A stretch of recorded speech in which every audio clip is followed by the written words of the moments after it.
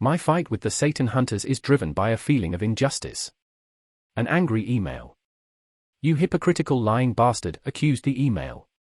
If emails could burst into flames, this was one. "I don't know what your agenda is," said the email. It was like a question mark that stood a second in the air, then ignited to ash. Such is the life of fighting Satan hunters. My social media posts will upset someone. Today, it was the turn of a former ally against the Satan hunters, who stood in line with the Satan hunters to find fault with my deeds and words. It is a wise person to see in the conflicts of life an opportunity to test truth, and the indignant scribe did raise a good question: what is my agenda in fighting the Satan hunters? Reality testing is important to me, so I ask questions of my motivations, thoughts, and feelings all the time. I live in a permanent trap of dissociation, the gift given to me by my childhood abusers, where the world around me, my senses and my feelings don't feel real, and I live as if in a perpetual film, where I am the observer of my own life, but not the participant. As the only cause of a million causes I could have fought, fighting Satan hunters is the cause I feel motivated to throw my life behind, at a vast expense of money, energy, and time out of my life, so the question of what my agenda is in fighting Satan hunters is an important one. The day before the fiery email landed in my inbox, I learned of a new addition to my family. The photo I saw of the newborn baby was cute, a sleeping infant in the embrace of the mum, trusting, safe and secure. My busy brain got to work when I saw that picture of the baby. Was I fighting the Satan hunters to make a safer world for this baby? What I noted in my reaction to the baby was that I did not want that baby to suffer the experience of Child A in the Wilfred Wong case, the prey of Satan hunters. It was not so much that I wanted to make a better world for the baby to live in, but a strong desire that the baby would not suffer the injustice of the child victims of Satan hunters. It is a feeling rather than a value, ideal or principle that drives my fight against the Satan hunters. It is a feeling that is difficult to describe, a burning outrage that rises up whenever I encounter it, and woe those that triggered it. Born no doubt from my own childhood abuse experiences of adults and people in authority using their power against my vulnerability, this feeling against injustice rises when I encounter someone in power harming something that is weak or vulnerable. Although it rises at harm done to animals, the feeling rises more so when children suffer injustice. Although those who campaign for children talk about an ideal set in a future, I exist outside of time, so past, present and future mean nothing to me. The feeling of injustice is what matters, and motivates me. I have tried to rectify injustices done to children that happened hundreds of years in the past. I am committed to fighting long wars that will last years and decades against the Satan hunters, and against the social media companies that enabled those Satan hunters. Of the social media companies, nothing short of their destruction would satisfy me. I supported Brexit, even campaigned for it, only because the EU gave the Satan hunter Sabine McNeill a platform to speak. Satan hunters such as Becky Percy and Angela Power Disney underestimate the pure resolve I have to bring them to justice. All this driven by my feeling of injustice. The kidnapping of Child A by Satan hunter Wilfred Wong and his gang, the torture and release of intimate details of the children, sent my feeling of injustice into full blaze, except there is no heat, but a deadly darkest winter that would instantly frostbite anyone close to its embrace. Winter is coming is a good saying for any Satan hunter I feel my sense of injustice against. What Satan hunters really mean when they say they are fighting for the children, is that children are their pawns to an end such as fame, money, power, revenge and ideology. The children the Satan hunters come into contact with are preyed upon by Satan hunters. Child A and another child in the kidnapping by Wilfred Wong have PTSD, probably for life, now in their teens, who must face the humiliation of their faces, names, medical reports, and intimate videotapes circulating constantly on the internet thanks to the Satan hunters.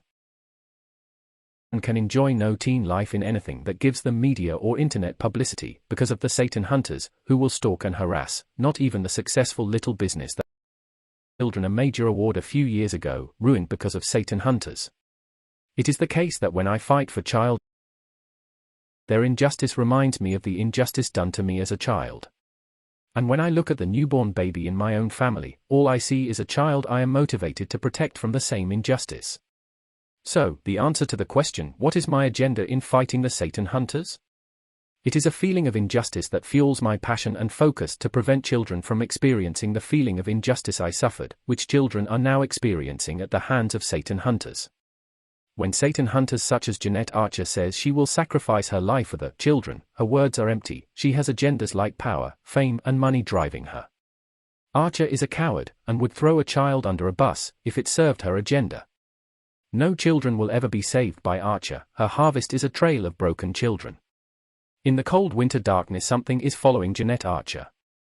The winter is coming, and it will never stop, because a feeling of injustice drives it onwards, that no army, mountain, or God can stop. And woe to any Satan hunter the angry wintry shadow with a frosty passion will challenge, because this type of champion will die in the embrace of its passion. It might not be noble values, ideals, and principles that drives a wintry creature, but a feeling of injustice. Although the end state is the same, children benefit, Satan hunters do not. When activists become monsters.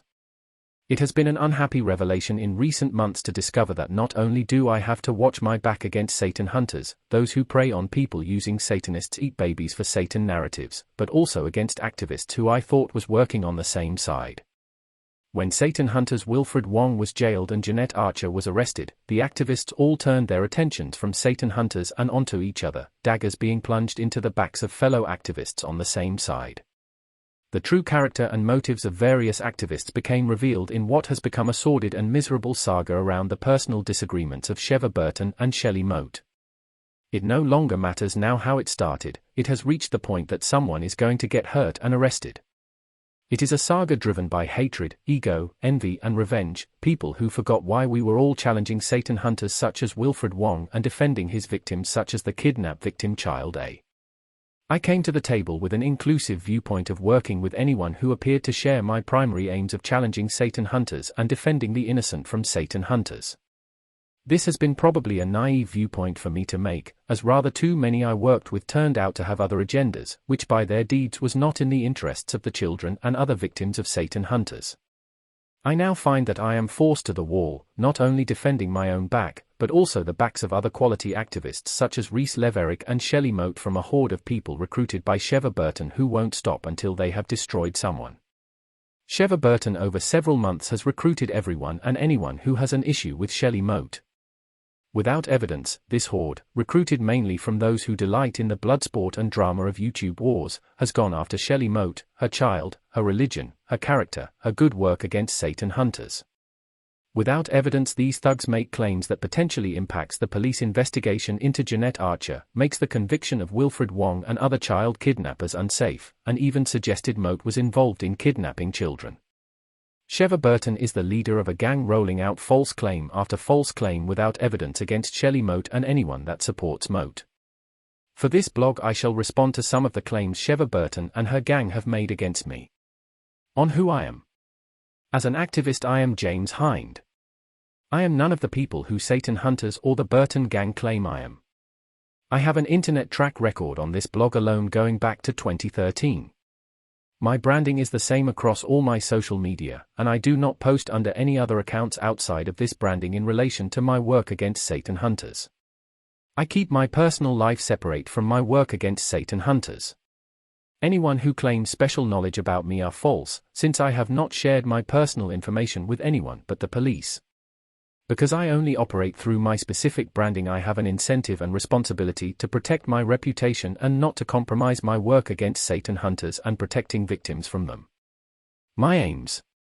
My aims are 1. Challenging Satan hunters, 2. Protecting the victims of Satan hunters, 3. Supporting the work of fellow activists who follow aims 1 and 2. There are those amongst the Burton gang who in attacking me infer that aims 1 and 2 are unimportant and worthless matters to pursue. Tell that to Child A who now suffers severe PTSD from a violent kidnapping by Satan hunters. Shelley Moat does not have any magic influence over me, she is a quality activist whose work stands in the public record as results in protecting the vulnerable and bringing Satan hunters to justice. What Shelley Moat, Rhys Leverick and I and other quality activists do is work closely with the victims of Satan hunters, we research and document evidence, we then send that information to the police, courts and other agencies, resulting in tangible outcomes in keeping victims safe and curtailing the activities of Satan hunters. It is no accident that the ones under severe attack by Sheva Burton and her gang are quality activists like me. Challenging Satan hunters and protecting victims is more than just bandwagon jumping like many of the Sheva Burton gang do, it is long hard work, often at great personal risk to the activist. Creating videos and then commenting about it on YouTube does nothing to stop Satan hunters. That is why I don't bother with videos. The real work is in the research, documentation, and reporting to the legal authorities. Am I a traitor?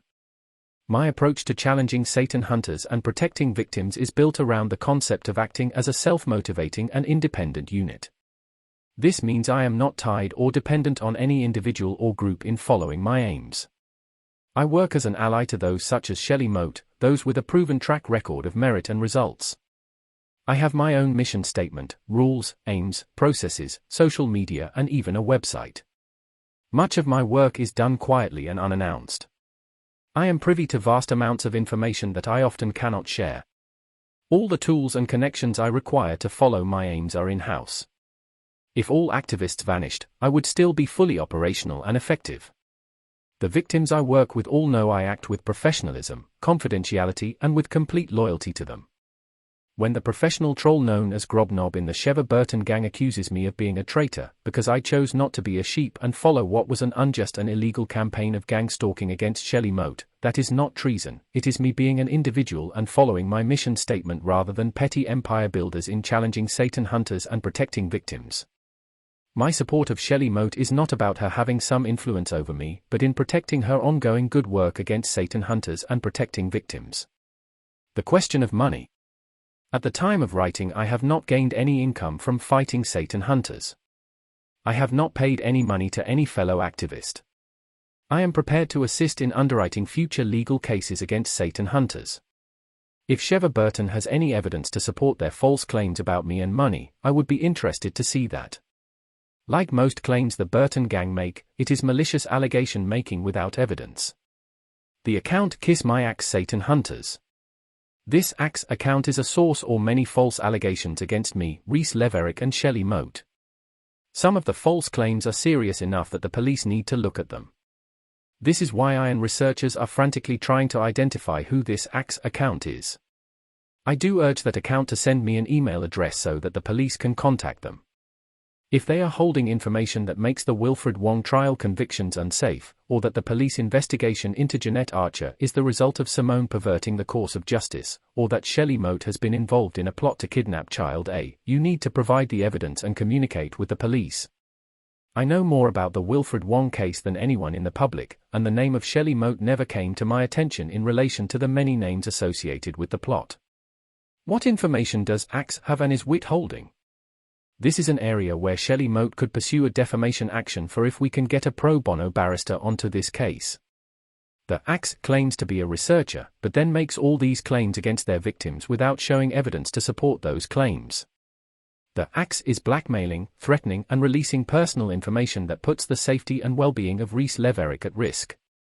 The party who gave that information to Axe, that is now a police matter. How many more people is Sheva Burton and her gang going to harm in the pursuit of their campaign done out of malice and entertainment? On my advice, Shelley Moat is not responding to the ongoing gang stalking by Sheva Burton and her gang. Because of things claimed, the police will have to be involved. On the gang stalking alone, Shelley Moat has a good case to go to the police against Axe, Grobnob and Sheva Burton. This campaign was orchestrated, started and continues to be encouraged by Sheva Burton, who in my view as leader is responsible for all the words and deeds of her gang against me and other activists. Shelley Moat has my full support, and also the support of many other people. If Sheva Burton and her gang have any evidence of criminal conduct by those they target with their accusations and abuse, then they should go to the police. I and others have a duty to go to the police too about Sheva Burton and her gang. It is a sad situation that the activist such as Sheva Burton has now become the monster, and I must waste time dealing with Burton instead of Satan hunters.